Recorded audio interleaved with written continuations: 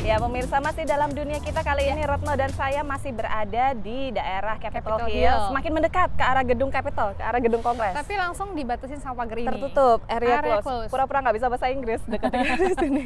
Ya, jadi memang Presiden Barack Obama itu terkenal ini ya sangat mengagumi dua tokoh, setidaknya dua tokoh perjuangan pergerakan nasional di Amerika, yaitu yang pertama Presiden Abraham Lincoln. Yang kedua adalah Dr. Martin Luther King Jr. Nah, ini dia pahlawan pergerakan hak sipil di Amerika Serikat ya pada tahun 60-an. Dan bahkan kalau misalnya nanti nih ya, konon pas nanti disumpah pada inaugurasi Senin ini yang bertepatan dengan hari Martin Luther King Jr. Ya, Barack Obama akan memakai dua Injil. Yang pertama Injilnya Dr. Martin Luther King, yang kedua Injilnya Abraham Lincoln, seperti yang dipakai tahun 2009, Retno. Nah, ngomong-ngomong soal Presiden Lincoln, seperti yang kita tahu dia adalah pahlawan dari pembebasan budak dan dia menandatangani proklamasi emansipasi. Ya, betul. Dan tahun ini tepatnya sudah memasuki tahun 150. Roland Barksdale Hall adalah ahli silsilah yang mencurahkan waktunya meneliti nenek moyangnya yang adalah budak di negara bagian Georgia yang memberontak selama Perang Saudara. Arch, my great-great-grandfather, $650. My great-great-grandmother, Harriet Ann Child, $625. Leluhur Barksdale bersama budak-budak lain di Amerika bagian selatan bebas dari perbudakan setelah proklamasi emansipasi Presiden Lincoln tahun 1863. Proklamasi ini tidak serentak membebaskan semua budak, namun memuluskan jalan bagi amandemen konstitusi untuk menghapus perbudakan 2 tahun kemudian. Dalam peringatan ke-150 tahun proklamasi ini, masyarakat bisa melihat dokumen aslinya di Arsip Nasional Washington DC. Reginald Washington adalah ahli dokumen tentang warga Amerika keturunan Afrika. With the stroke of Lincoln's pen, a war to preserve the Union had overnight become a war for human liberation. For the nearly 4 million slaves held in bondage, it was a symbol of hope. It gave confirmation to their beliefs and insistence that the war should be and was for them a war to secure their freedom.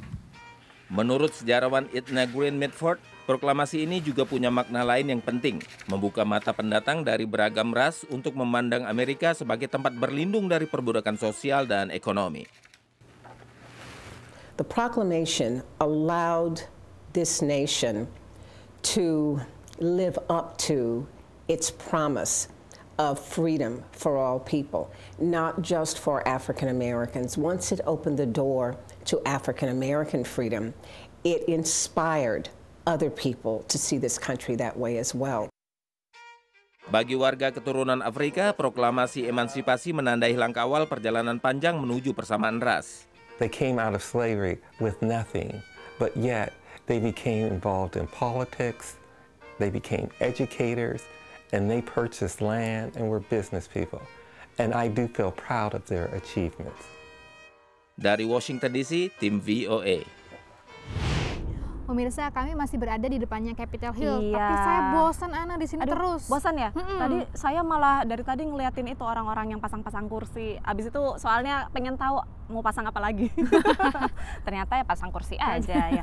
Kalau bosan, kalau gitu saya ajak kamu dan pemirsa ke Virginia. Ke Virginia, ada apa di Virginia? Ngeliat rumahnya Presiden ketiga Amerika, Thomas Jefferson. Nah, dia tuh rumahnya lucu banget, namanya Monticello, karena di situ banyak sekali barang temuannya. Dia kan penemu, inventor.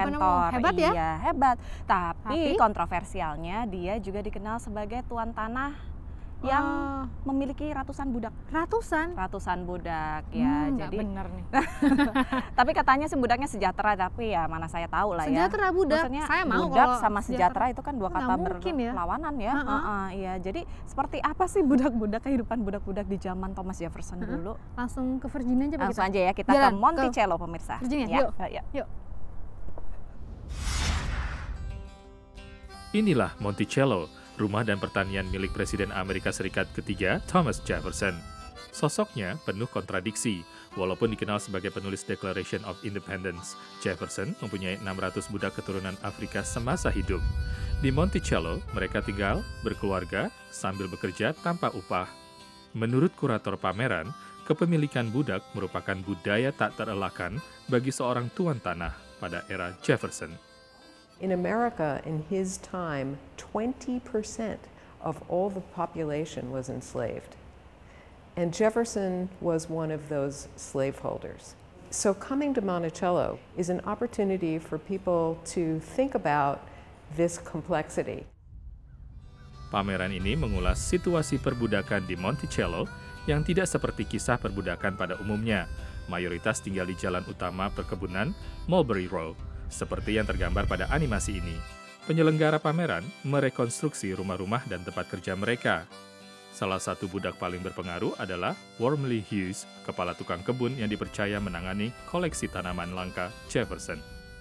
Wormley Hughes planted seeds, bulbs, trees. He also dug the grave of his master, Thomas Jefferson, in July 1826. Walaupun catatan Jefferson tentang budak-budak Monticello cukup lengkap, bagi sejarawan Cinder Stanton, ini tidaklah cukup. 20 tahun lalu, ia dan kolega memulai proyek sejarah lisan untuk mengidentifikasi keturunan budak Monticello. Wormley H. Hughes. Karen, keturunan Wormley Hughes, dan juga kolektor artefak era perbudakan, mengikuti acara sejarah lisan 15 tahun lalu di sini. Seperti yang lain, ia tertarik pada kontroversi Jefferson. I learned where my ancestors walked, I learned where they worked. The tour was designed specifically for us, and we knew where we fit in the scheme of Monticello, the home of the president. Pameran serupa berlangsung di Museum Smithsonian untuk sejarah warga Amerika keturunan Afrika. Dinding ini penuh dengan nama-nama budak yang pernah dimiliki Jefferson. Thomas Jefferson meninggal pada ulang tahun ke-50 The Declaration of Independence, sekitar 40 tahun sebelum perbudakan dihapuskan di Amerika. Ia dimakamkan di Monticello di antara makam budak-budaknya.